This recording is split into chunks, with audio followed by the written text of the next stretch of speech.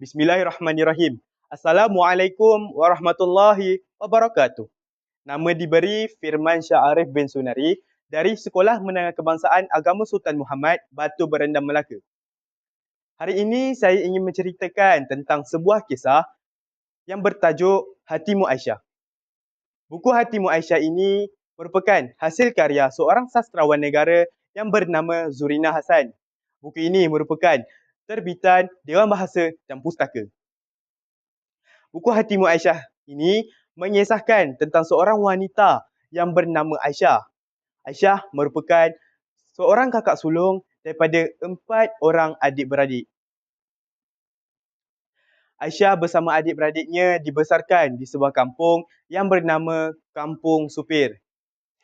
Aisyah dibesarkan di kawasan yang mengamalkan adat tradisi turun-temurun.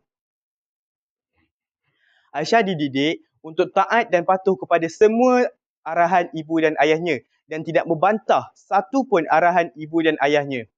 Oleh itu, Aisyah diberikan tanggungjawab oleh ibunya untuk melakukan hal luar rumah dan menguruskan adik-beradiknya ketika ibu dan ayahnya sedang sibuk bekerja di bendang. Ini kerana ibu Aisyah ingin menjadikan Aisyah seorang isteri dan juga wanita yang mampu untuk melakukan hal luar rumah dan menguruskan keluarganya ketika dia sudah berumah tangga. Aisyah sering didedahkan dengan adat tradisi sehingga adat tersebut diaplikasikan dalam perkahwinannya dan juga kehamilannya. Namun, kehidupan Aisyah mula berubah kerana perubahan zaman yang mengejar kemajuan. Pada ketika itu, anak-anak Aisyah sudah berani membantah kata-katanya dan tidak menerima baik adat tradisi yang diamalkan Aisyah dahulu. Pada awalnya, Aisyah menyamai baik kata-kata ibunya untuk beranak ramai agar anak-anaknya boleh menjaganya ketika tua.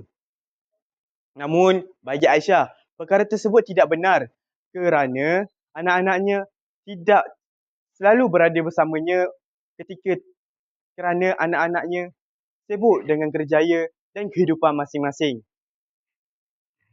Namun, Aisyah sesekali tidak berasa kecewa. Malah, Aisyah berasa bangga kerana telah berjaya memegang tanggungjawab sebagai seorang ibu sehingga anak-anaknya mencapai kejayaan. Begitulah senario seorang ibu dan juga seorang wanita yang bernama Aisyah. Secara konklusinya, daripada kisah ini, kita dapat beberapa pengajaran yang boleh kita ambil sebagai iktibar dalam kehidupan kita. Yang pertama, kita sebagai anak-anak perlulah menghargai jasa ibu bapa kita kerana mereka telah berusaha dan bermandi peluh untuk menjamin kehidupan yang sempurna untuk kita.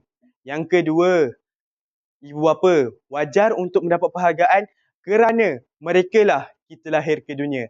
Sekian, wabillahi taufiq wal hidayah. Wassalamualaikum warahmatullahi wabarakatuh.